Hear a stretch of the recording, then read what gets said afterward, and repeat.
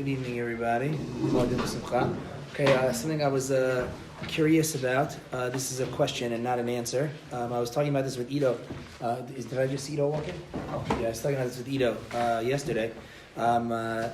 This is curious. Tell me what you all think. So the Mechaber paskins that when you shake the lulav of an esrog, when you do what we call the na'anuim, right? The Mechaber says Yakif derech yamin bena'ano, that you, as you shake, you turn to your right. So you start shaking, you turn to the right, and then you shake again. You turn to the right again. You shake again. Everybody's with me here. Yeah, that's good, very good. And then the Mechaber writes Mizrach, Darom, Marav, Tzafon. So it ends up that you shake Mizrach, east. And then you turn, if you're facing east, everybody's with me here, if you're facing east, and you turn to your right, now you're facing south. So you face south, then you turn to right again, you're facing west. You turn to your right again, you're facing north.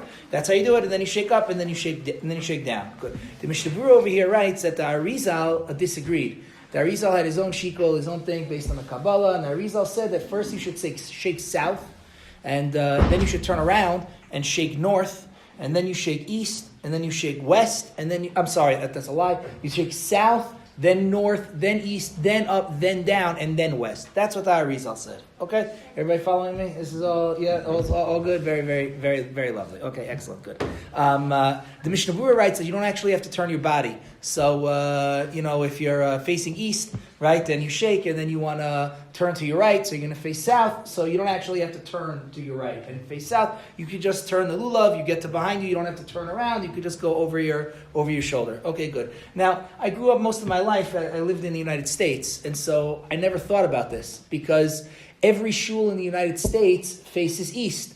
So you practice like the Machaber, you face east, you start shaking east, because that's the Aron HaKodesh, and then you turn to your right, and then you keep turning, and everything is lovely, and everything is wonderful. And it occurred to me this year, as I was preparing to shake Lulav and Esrog, that here in Efrat, I would not be shaking not like the Shulchan Aruch, and not like the Arizal, because all of the Aron Kodesh in Efrat face north.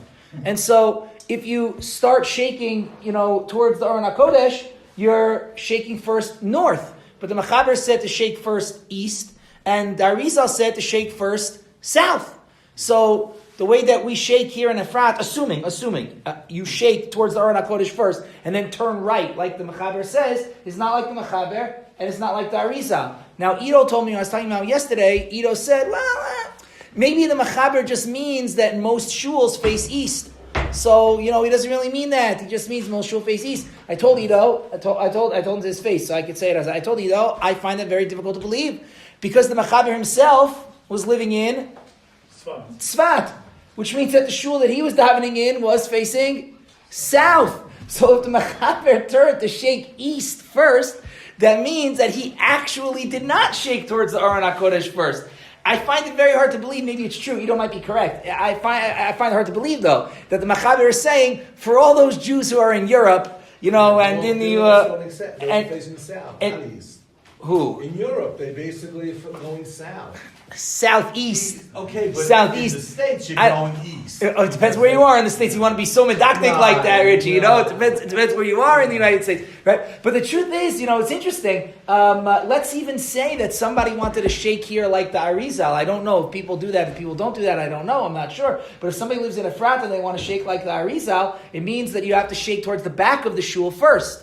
And then you're gonna turn to do towards the front of the shul. I don't know if people do that either. I'm not sure, right? It would mean though. Here's the real question. Here's the real question. The real question is: do you have to know where you are to know which direction is east? To know which way to shake lulav and esrog? What I'm saying is, I've never seen people do that. I've seen people check, which way to face before they daven the Shemona Esrei. You got to know where you are. You're checking a compass, or you're figuring out which way you want to face to daven the Shemona Esrei. I was asked that this morning.